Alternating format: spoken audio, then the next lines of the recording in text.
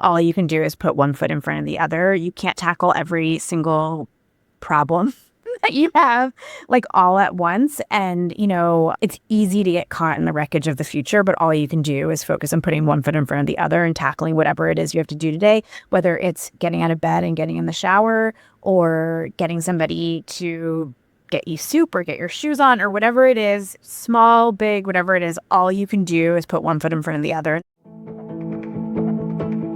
Hi, I'm Amri and this is The Space Between. I'm a cancer survivor and a mom. And while those roles don't define me, they have shaped who I am. I created this space to share honest stories, expert insights, and meaningful support for families navigating life with cancer. If you're balancing treatment, caregiving, parenting, or just trying to hold it all together, you are not alone. This is your space to connect, to heal, and to feel seen. And I'm so glad that you're here. Welcome back to The Space Between, navigating cancer and family life. I'm your host, Amri Kibler, mom of two, cancer survivor, and eternal believer that even in the hardest seasons, there's space for connection, honesty, and hope. Today's guest is someone whose story feels very close to my own. I'm talking to Haley Pollack, co-founder and executive director of Bright Spot Network, a community that supports parents living with cancer and their children. Like me, Haley faced colorectal cancer while raising her family. Through that experience, she realized how few resources exist for parents who are navigating treatment, exhaustion, fear, and the emotional needs of their children all at once. She turned that gap into something beautiful, a place where families can find resources, creative connection, and community. In our conversation, we'll talk about her diagnosis, the heart behind Bright Spot, challenges of weaning her little one during treatment, and how she's helping other parents find light in dark moments. Because when life feels impossibly heavy, there still are bright spots, and we find them together. Let's get into it. Hi, Haley. Welcome to The Space Between. It's such a pleasure to have you on. I'm so excited.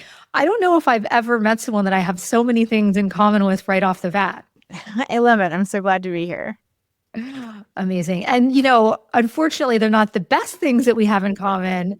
But yeah, there's so many things. We both had colorectal cancer.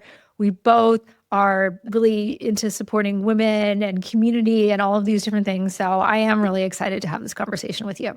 Me as well. I'm excited to be here. Thank you so much. Can we start off with having you share your story of your cancer diagnosis and what that was like for you? Yeah, my pleasure. 7 years ago, I was 37 years old and I had just returned from my maternity leave back at work.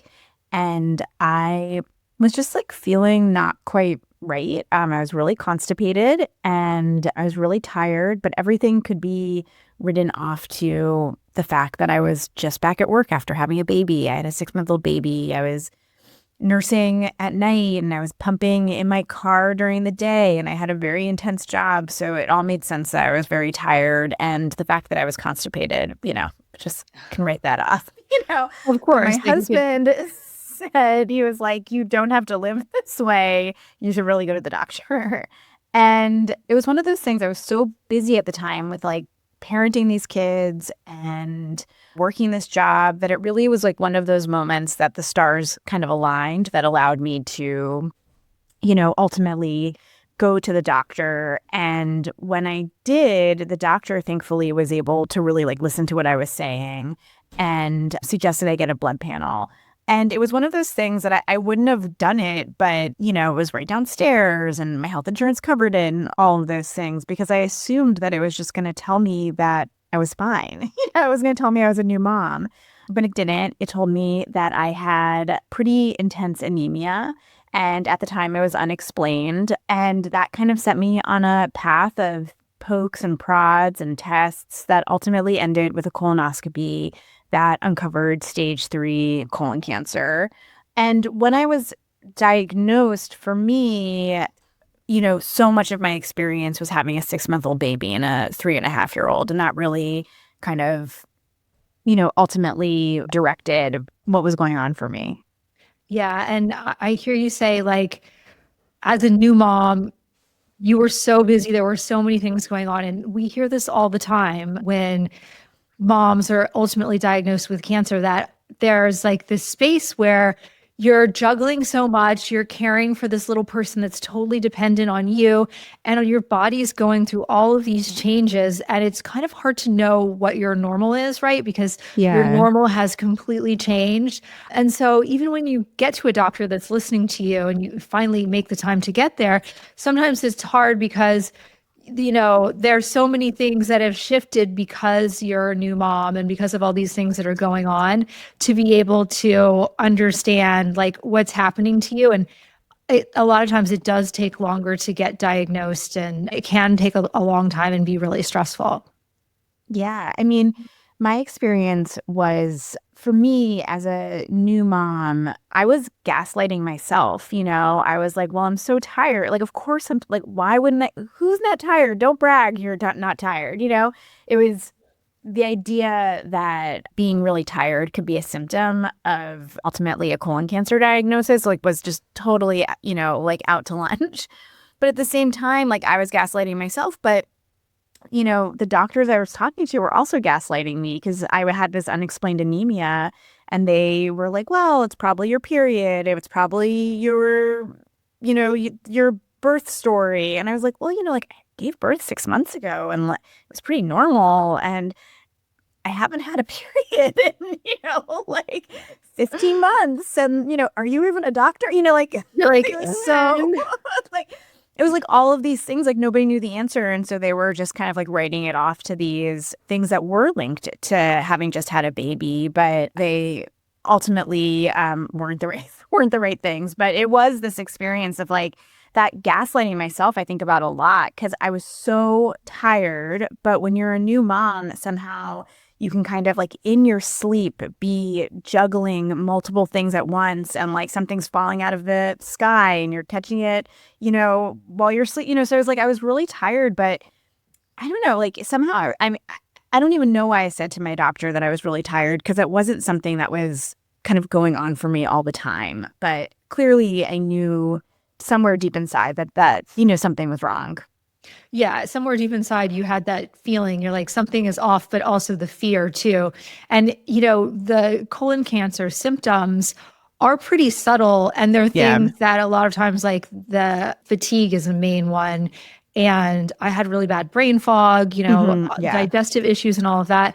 And when I was diagnosed, it was like the very heart of the pandemic. So I did the gaslighting to myself and got it from my doctors because it must be the stress from the pandemic Right. and what's going on with trying to school your kids at home and all of those other things that were going on.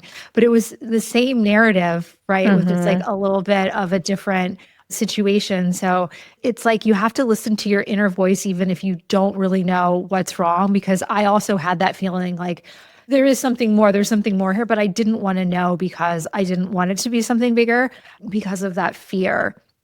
Yeah. And wow, so you had a 6-month-old at the beginning of this new baby. Talk to me a little bit about that. Like, what was it like to be a mom of two really young kids receiving a cancer diagnosis, and what was your treatment like? Yeah, I mean, when I was initially diagnosed, definitely I can drop into the moment like it was yesterday, being in like after my colonoscopy and just being in that like little room or fake room with curtains. And when I heard the doctor say that I had cancer, my first thought was of my kids. How would we explain this to my 3-year-old who was curious and observant, and even though she was so little, had already picked up on something going on, and I didn't even have a cancer diagnosis yet. And for my baby, there was so much fear around caring for her. At the time I was nursing, and so I had to wean, which was not something that I was kind of like mentally or physically prepared to do. And I don't think, kind of like either of us were really ready for that. And so that was something that I still have a lot of grief about. But yeah, I mean, so those were like my initial kind of feelings around my family. And then I ultimately had a right hemicolectomy. So that happened like, I mean, almost immediately, honestly. It was like within a week I was having that major surgery. So between that colonoscopy and Yep. the hemicolectomy was like, I think 6 days. So we had to talk to my 3-year-old really fast that I was gonna, not be home for 3 to 5 days. And that was hard. And I also had to, wean in that time.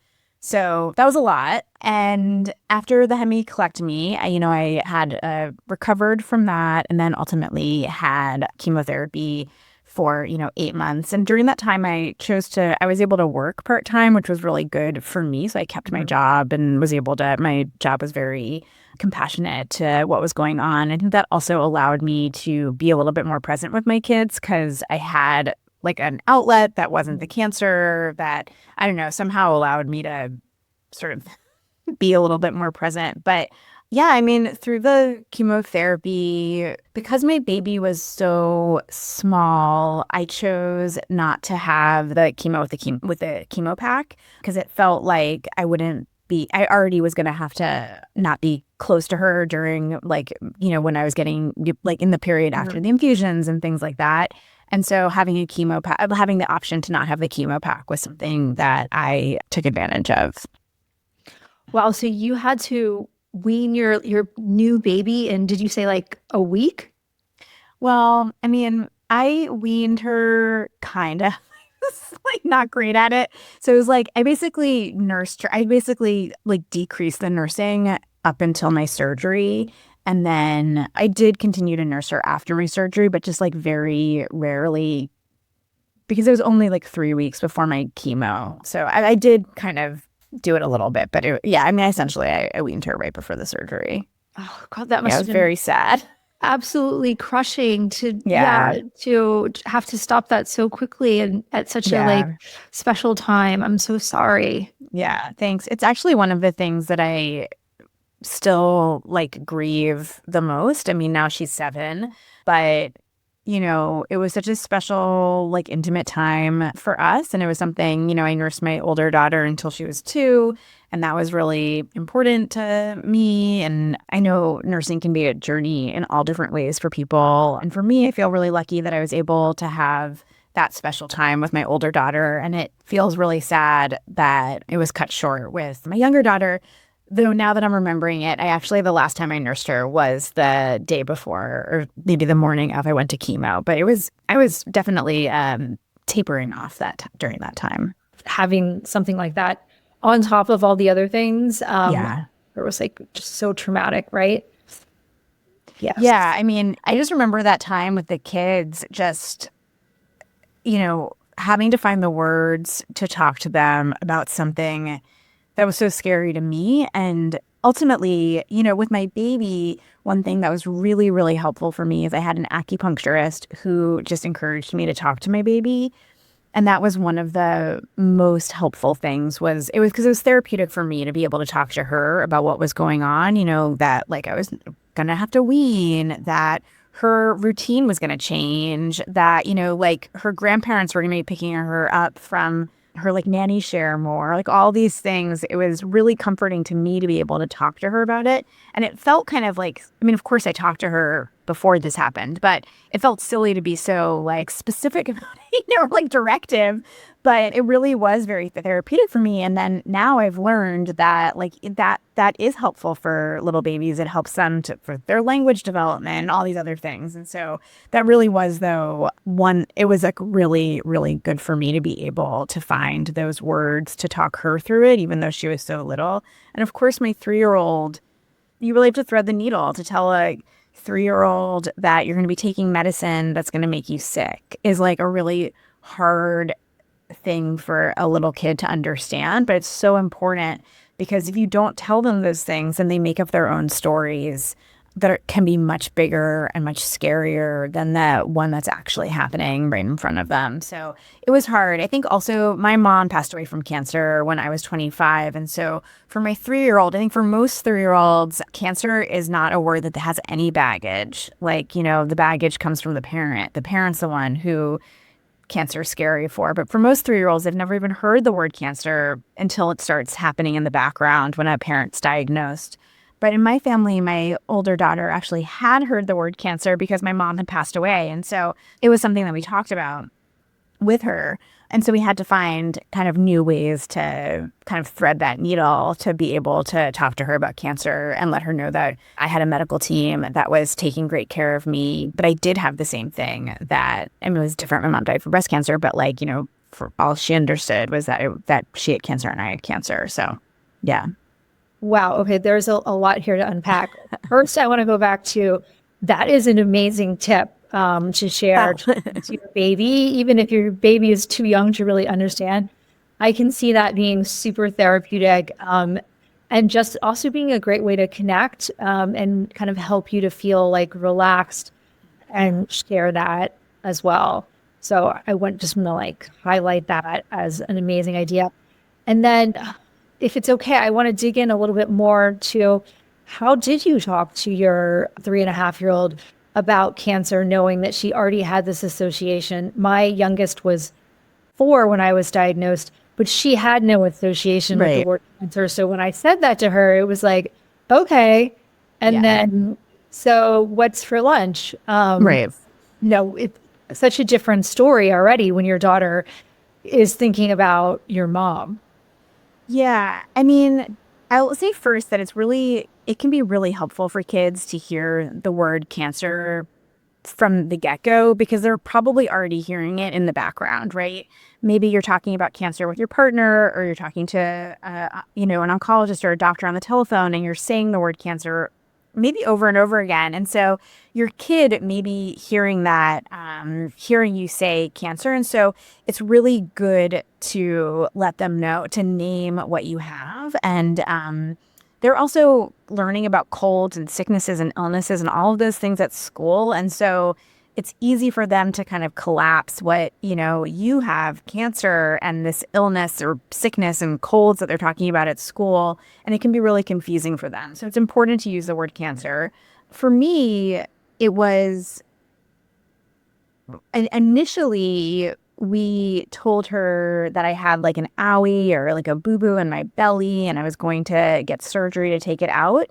And then eventually, I think when I started like chemotherapy and the side effects were going to be different, then we started and I think just like the language in our house kind of had shifted as well. And we started to really talk about cancer. But I think it was important for us to also really talk about all the things that we had, that we had a great medical team and that was taking great care of me. And also just always reminding her that she was going to be taken care of, letting her know, if her routine was going to change, letting her know how, and just always reminding her that her dad was here and her grandparents were going to be picking her up and that, all of these people are here and love her and we're just ultimately, on her team. So she never felt scared that she would be like left alone or anything like that. Yeah. I love that you talk about your team because it is so important to have those people that you can rely on, whether it be family members or, as you said, your acupuncturist, your Yeah. doctors, anybody else that's in your life. And Yeah. talking about them it's so important, talking about them to your whole family and your kids. And just making it feel like so inclusive because cancer can be very isolating for us as the patients, but also for family members. And, kids so much just want to be part of the crew and just be like the normal kids. So it Yeah. can be hard for them. Anything that they feel like is something that's different and it makes them feel more secure and safe when they know they have a lot of people there around them that love them and care for them and that are going to be there with them.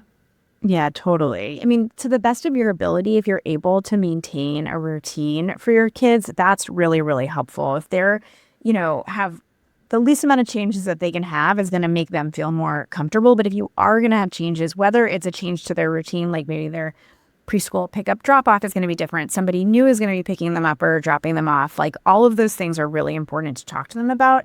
But other things as well, if you have a chemotherapy that's going to make you lose your hair or potentially maybe it'll be difficult for you to, you'll have to start using a cane or any of those things, it's really important to talk to your kid about them and like really prepare them for those changes so that they're best able to really manage them.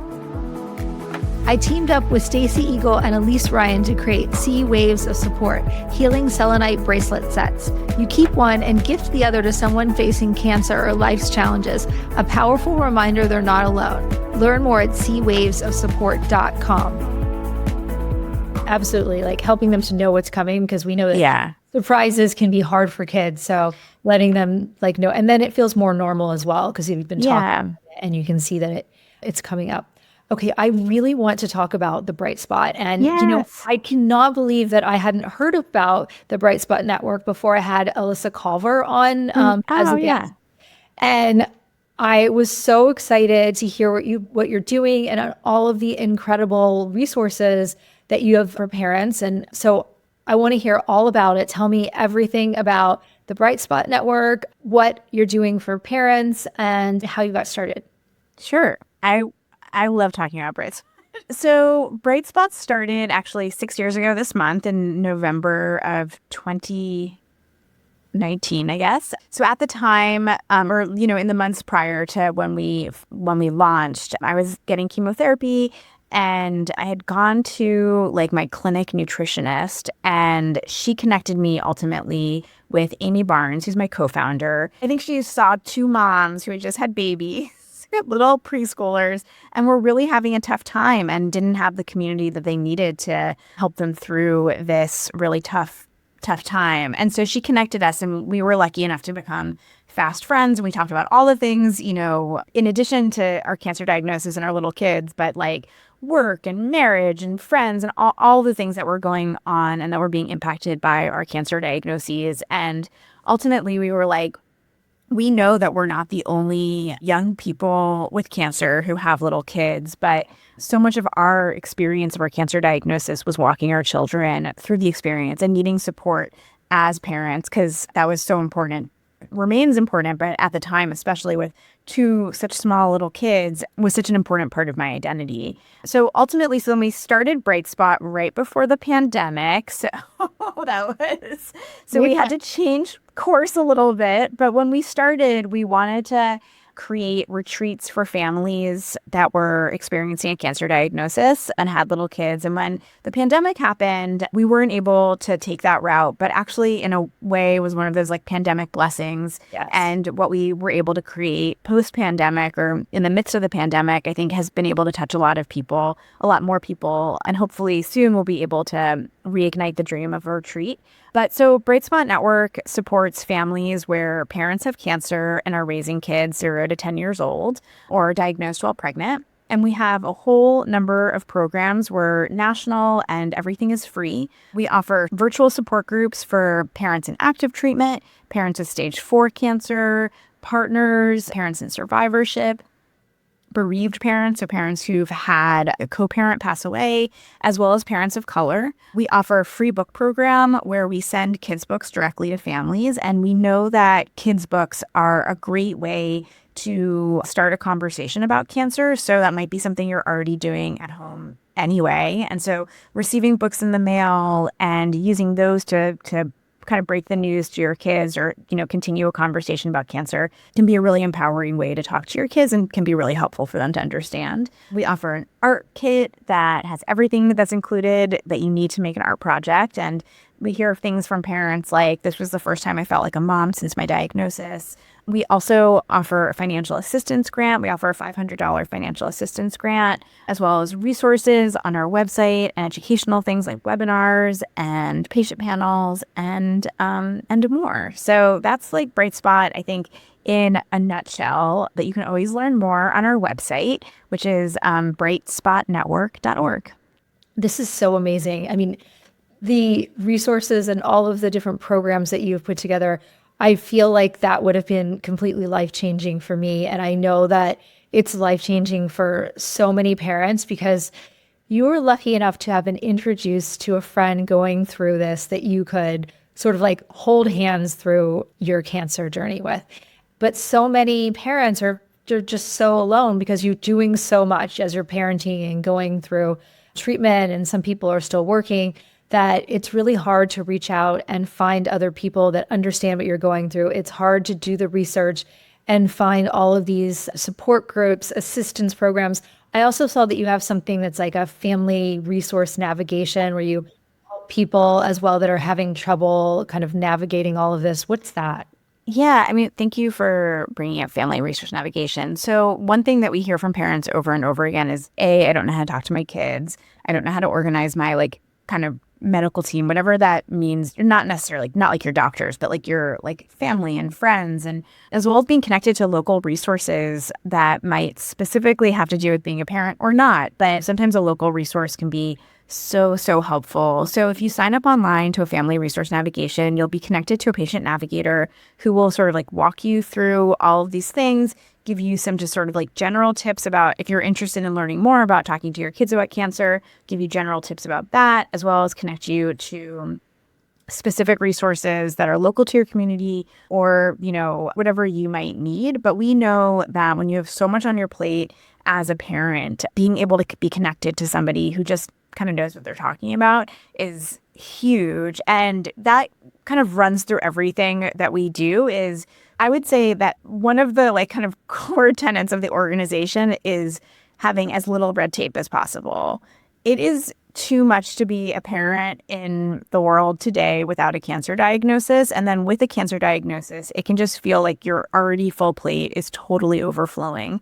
So the idea that you would have to like, I don't know, cut through or wade through a bunch of stuff to get just some resources to help you talk to your kids is too much. So we try to really have as little red tape as possible. Social workers can sign up on behalf of patients, parents can sign up on behalf of patients, friends can sign up on behalf of patients. We just want to get the resources in patients' hands. And I want to talk about what it's like to be a survivor as opposed to what we thought it would be like. I know that Yeah. I just kept waiting for that day when I would get to ring the bell and my life could go back to normal. And unfortunately, life never goes back to exactly the way that it was because there's still so many ongoing things that you're dealing with. There's the, constant screening, you're still feeling fatigue and exhaustion. And it takes a long time to kind of get things back up and running. And one of the things that you have that I absolutely love is your support group for people who have no evidence of disease. But there's still so much that you want to talk about and Totally. feelings of guilt and having to deal with so much and fear. So I think that that is incredible. Why did you think it was so important to have a group for survivors? Well, we just know, I mean, just to your point, we know that like survivorship, right? People often say that being a survivor starts the day that you're diagnosed, but it really changes when 6 months after your chemotherapy and everybody in your life is like, okay, so Haley, that was in the past and you seem fine.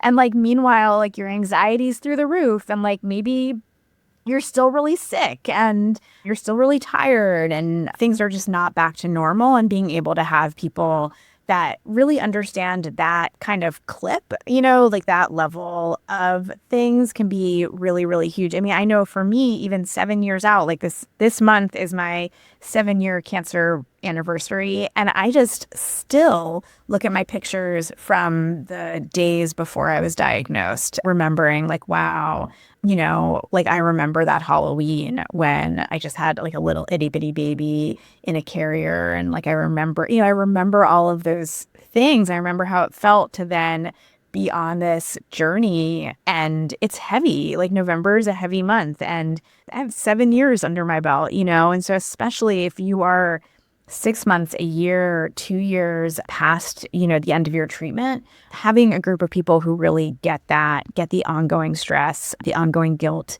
can be just a lifeline when the people around you kind of think everything's back to normal. Absolutely. It's true. Yeah. 6 months later, everyone's like, put it in the rearview mirror. And you're like, Yeah. it's so hard to move on. There's so much that you're still dealing with and you're still Yeah. not feeling great and you're still exhausted and trying to juggle all those things with little people that need so much Totally. from you. And especially if you are lucky enough to not lose your hair or not look Right. sick, Yeah. hard for the little people to understand. They're like, well, you're done with your treatment and you look good. So you can go outside right now and play with me and help me climb this tree and do all of these things. And it takes a long time to get back to life. And also now cancer rates have been rising for people under 50 and scarily in so many different cancers, especially in colorectal Yeah. cancer. Numbers are just skyrocketing. In breast cancer, there's actually 8 different cancers that the rates for people under 50 are rising. So the face of what survivorship looks like is actually changing so much. And we know that these people are going to need more support as they're parenting, as they're also taking care of their parents, as they're juggling career pressures and all of that. So that part of what you're doing is so important. Yes. And I also want to touch on how you're helping kids. Because Yeah. well, the side of supporting the actual cancer patient, and then you're also doing so much to support the little ones with your Bright Circle and Bright Club. Can you talk about those things? Yeah. So we know that even for little kids, it's important for them to see other kids that are experiencing something similar to them. And so we have two groups for kids. One's called Bright Circle, and that's for kids 0 to 5. And kids attend those groups actually with their parents. So they're very much like a circle time, a lot of movement and song. And it's actually much more about, just coping and emotional regulation and things like that. There's no cancer education, but kids have an opportunity to say at the beginning of the group, who in your family has cancer? And literally the feedback I get is just from that one question. Kids, especially if they had a parent who was diagnosed when they were really little, and if they're in this group for 0 to 5 year olds, then they were really little. So they might not have ever met another kid who had a parent with cancer. And it can be so normalizing and empowering for these kids to see another kid who says, oh, my mom has cancer. And anyway, so that's always a beautiful thing. And then we also have a group for kids 5 to 10. And that also is a similar structure, but parents don't attend that one. And it also is song and movement and all about social emotional regulation and health. But there is no cancer education in it. It's really just about connecting to other kids in a moment when kids need to see their experiences reflected. That makes so much sense. Exactly what you're saying. Kids just want to connect with other kids. They want to feel like they're normal. They want to feel like they're seen and heard. And they want to be surrounded by other kids that are their age that they feel included by. So that is such a beautiful thing and a special program that you have created there. Yeah, thanks. The other thing that we do for kids is a teddy bear clinic. And so teddy bear clinics are actually child life interventions that were initially intended for kids who were receiving their own medical care and were having anxiety or stress about those procedures. So the idea of a teddy bear clinic is to just be a doctor to your stuffies. So, which is like, as a mom, as a parent, you're like, oh yeah, like that totally makes sense. I already see my kid doing that. And so a teddy bear clinic is really just intended to kind of walk a child through just taking care of that stuffy with like real medical equipment. So we'll send families like syringes and gauze and little pediatric robes and all these types of things. And the experience of playing with the items and having parents have questions to kind of ask their kids, or if they're in a virtual session, then the child life specialist is walking kids through it, can be really, really good to help them manage their own anxiety around their parents' treatment. That is very cool. And is it easy to sign up for this? Is it just like the other programs you can go on the website? Yeah, we offer those about twice a year. And then we also offer them, we send families kits and they can sign up for everything online. Wonderful. Okay. Last question. If you could send a message to a newly diagnosed parent, a message in the bottle, what would you say? I mean, two things that I would say. I think the advice I give to every cancer patient is always the same, which is just all you can do is put one foot in front of the other. You can't tackle every single problem that you have like all at once. And, it's easy to get caught in the wreckage of the future, but all you can do is focus on putting one foot in front of the other and tackling whatever it is you have to do today, whether it's getting out of bed and getting in the shower or getting somebody to, help you like get you soup or get your shoes on or whatever it is, small, big, whatever it is, all you can do is put one foot in front of the other. And that's like my evergreen advice to any cancer patient. I think for parents, the main piece of advice that I would give is just let your kids know that you love them because that's really the best thing that you can do is just that kind of constant connection and just like letting them know that you love them and that they are safe. That's really going to take them the distance. To the best of your ability, just kind of creating that space where they just feel loved and held and safe. And the truth is that you're probably already doing it. It's so true. It's your kids just want your attention and your affection, and they don't care if you're outside playing baseball with them or if you're cozied up on the couch watching movies. They just want to know that you're there for them, that you love them, and that they can be with you. Yeah, that's right. That's right. Haley, thank you so much for being on. Thank you for what you're doing to support parents and all of the resources that the Bright Spot Network has created. And thank you. Haley, thank you for your honesty and your heart and for creating such a needed space for families walking through cancer. If you're listening today and you're a parent who's just been diagnosed or you're loving someone through it, I hope this conversation reminds you that you are not alone.